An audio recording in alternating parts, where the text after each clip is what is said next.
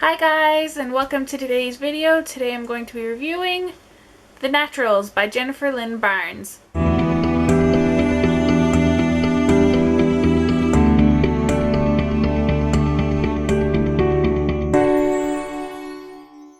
So first I want to talk about the plot. It's interesting, kind of like a teenage Criminal Minds meet Mentalist, but still you have all the angst of being a teenager. So it starts off with this group of teens. Each is a natural at something. A natural profiler, a natural emotion reader, a natural encyclopedia, and a natural lie detector. And these kids, they go around solving cold cases for the FBI. It eventually turns into active cases though. And I really like that each character has their own backstory. Each of the teenagers has their own backstory, and they have their own chip on their shoulder, which all teenagers seem to have. So, as is the case with most YA novels, there's a love triangle in here between the main character Cassie and Michael and Dean, two of the other natural teenagers. Of course, just so you know, I'm rooting for Team Dean. Moving on to the characters, all of the characters seem to be pretty well rounded and fleshed out. They do seem a little bit over the top though, but I guess that is kind of the point when you're a teenager. Everything is black and white and life and death and oh!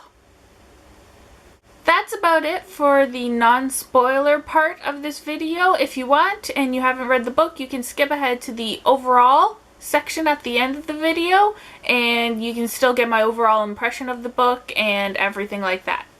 But if you have read the book, stick around and we can discuss more. So, you stuck around. Obviously you've read the book or you don't care about spoilers. So let's go into further depth. I want to talk about each of the characters first.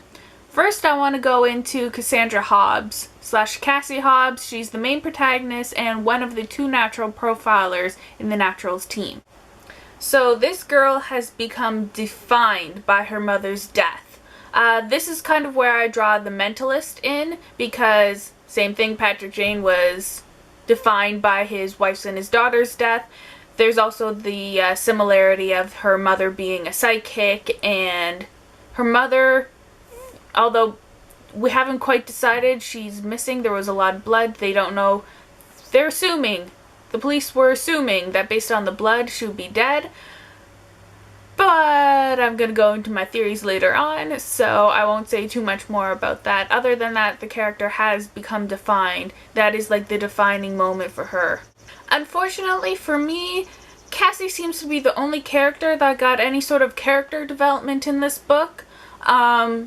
First we see her and she's kind of withdrawn and everything is basically in her head. She doesn't really speak too much. Even around her family she's guarded.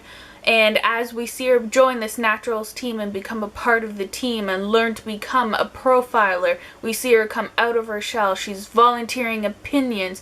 Of course it does have to do with her mother's death, but we see her coming out of her shell more, and that's really the only character growth I saw out of any character in the book.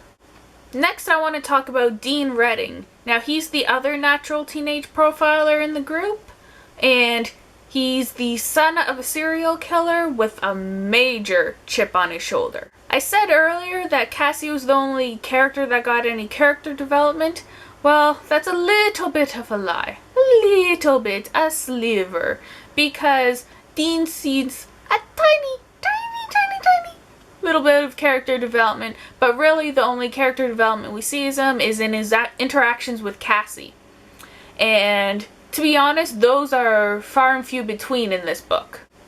Mostly because Dean seems to go out of his way to avoid Cassie. But with Dean, once you start to learn his backstory, you do start to understand him a bit more. But really, just because your dad killed a bunch of women and was a serial killer doesn't mean you're gonna turn out exactly like him.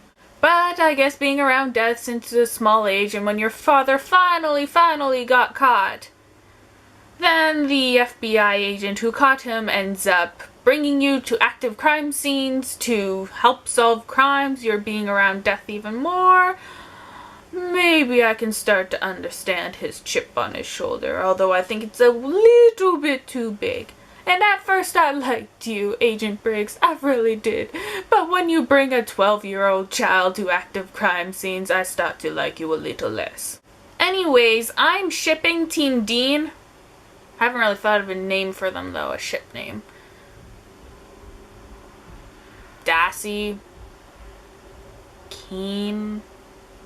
Team Keen. Nah. And I look forward to how they're going to interact and how Cassie's going to bring him out of his shell in the future books. The next character I want to talk about is Michael Townsend.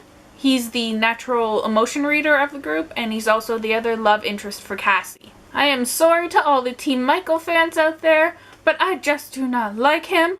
He is way too arrogant and really gets under my skin, and he toys with people's emotions, and I get that that's what he's supposed to do, but it irritates me to no end. Like all the rest of the teenagers on the team, Michael has a big chip on his shoulder. In his case, he came from money, and his father was jailed for tax fraud. You know what irritates me the most about Michael? He seems to have taken the lead in the love department with Cassie. He got a full-on kiss in this book. But just you wait. Dean hasn't even been trying. We'll see what really happens when Dean makes an effort. I do have to give it to Michael though. His one redeeming act was that he did come to save Cassie, and he got shot in the process. And even after getting shot, he decides to take a step back and let Cassie decide on her feelings between Dean and Michael. His one redeeming act. Next, I want to talk about the characters Leah and Sloane. Leah is the natural lie detector of the group. She hasn't really been given much of a backstory yet, which is kind of interesting. She creates at times both comic relief and tension, which makes her an interesting character. I'm actually quite interested to learn more about her backstory. Sloane, on the other hand, is the natural encyclopedia. She deals with all of the facts and the figures. You could totally see Sloane as this nerd with a pocket protector and glasses if it weren't for this slight kleptomania problem. And Sloane on coffee is an absolute hilarious riot. I would also like to find out more about her backstory, but we are given hints here and there. Lastly, I want to talk about Agent Briggs and Agent Locke. Agent Briggs is kind of like the father figure to all these teenagers. The Naturals program was also created by him, so this is his baby and he wants it to succeed. I quite liked Briggs until I found out he brought a 12-year-old Dean to active crime scenes to help him solve murders. Then not so much. Bad Briggs! Bad Briggs! No attempt really at a backstory is given for Briggs, which is interesting in and of itself because at least all the other characters get hints at their backstories. For Briggs, there is absolutely nothing, which draws my attention to him all the more. And Lacey Locke is more of an older sister figure to the teenagers than she is really a maternal figure. She's also the profiler mentor to both Cassie and Dean. The most interesting thing for me about Locke is that the only naturals she doesn't seem to get along with is Sloane. Sloane out of all people. So for most of the time, Locke seemed to just fade into the background for me. She was there, but she wasn't like a domineering presence like Briggs is or like some of the other characters are to me. So moving on to my dislikes of the book. I didn't have too many dislikes. One of them though was the actual abilities of the characters themselves. I know they're supposed to be naturals at this, a natural profiler, a natural emotion reader, but sometimes it seems like their abilities are more supernatural than natural. Oh, I'm so punny. The only other thing I really disliked is actually kind of silly. This book is quite heavy. It's only a tiny little thing, but it's heavy. Like a little brick. Now on to my likes for the book, which are a lot more. First of all, I love the premise of this story. I know it's kind of being touted as like the teenage Criminal Minds, but with all the angst there is with being a teenager, it makes it so much better. All that's really missing from it is like the witty banter and the names between like Morgan and Garcia. I also really like that the author has a background in psychology. To be honest, this book wouldn't really work otherwise. She uses actual profiler concepts and explains them, but not in a demeaning way. She makes it seem like that the reader is learning the concepts along with Cassie as Cassie's becoming a profiler. Okay, I love, love, love the little excerpts from the killer's point of view. It gives the reader insight into the killer, clues to figure out who they are, and it totally creates suspense in the story. And she uses the proper you that they're supposed to as a profiler, but at times it's so cool because it makes it seem like the reader themselves is the actual killer.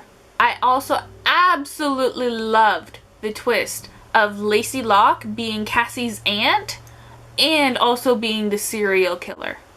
Except for the whole, I'm sorry my aunt tried to kill you thing. I could totally see this bringing Cassie and Dean closer together.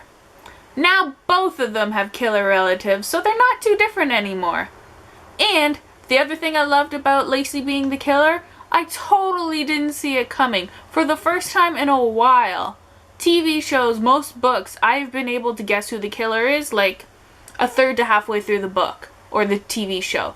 This one totally came out of left field for me. And it's even mentioned the little clues she gave along the way to give the reader and the characters the idea that she was the killer. Makes you kind of feel stupid that you didn't realize them early on. Now for my theories for the book. At one point near the end of the book, Sloane says that it's like it would be impossible for Lacey as a psychopath to have made it through like the FBI profiles and everything to get into the actual FBI and become a profiler. So maybe she had help. And if so, who would have helped her? How could Briggs, as another profiler, not have seen that she was the serial killer? And I'm sure that's going to come up in the next book. But as well, the naturals, Dean and Cassie, how could they have not seen it until the last minute?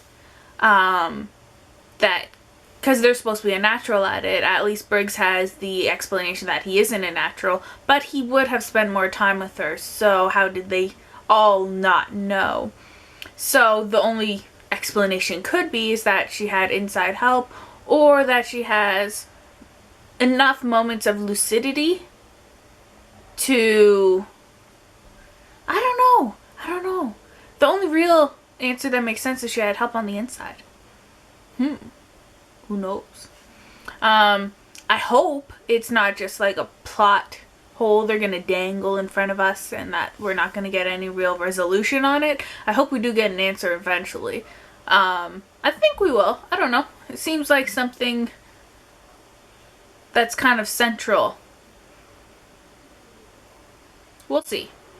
Also, another theory, and this one's pretty crazy and I don't think it's gonna be true. It would be an excellent plot twist if it was if Dean's father, who's a serial killer, killed Cassie's mom. Now, on the topic of Cassie's mom, they have... It's weird in the book. Now, they said she's missing, but based on the amount of blood that was in the dressing room, that she couldn't be alive based on her height, weight, blood quantity, etc. But, thanks to Pretty Little Liars, I now judge everything. So if everybody thinks she's dead, I think she's alive. In this case, I actually agree with that. I think she's actually alive. Who knows, maybe she set it up herself like that because she knew her sister was coming after her. Maybe she thought their abusive father was coming after her and she wanted to protect Cassie. I don't know. At this point, I just think, and I kind of hope, because I feel like it would be good for Cassie. But I don't know. Maybe she is dead. But I don't think it'll really have happened. My theory of Dean's dad killing her. But I think that would be an excellent plot twist, like I mentioned earlier. So that's all the theories I have. Do you guys have any theories? And overall, so welcome back for all of you who skipped the spoilers. Overall, I feel like this is a pretty solid book. There's a good plot line, interesting characters, and it's got lots of twists and turns, so it's not predictable. So I give this book 3.5 out of 5 stars, and I look forward to reading more books in this series. Alright guys, so thanks for watching this video. If you have any comments, comment down below. Thumbs up if you liked the video, and remember always to subscribe if you want to see more videos. See you next time.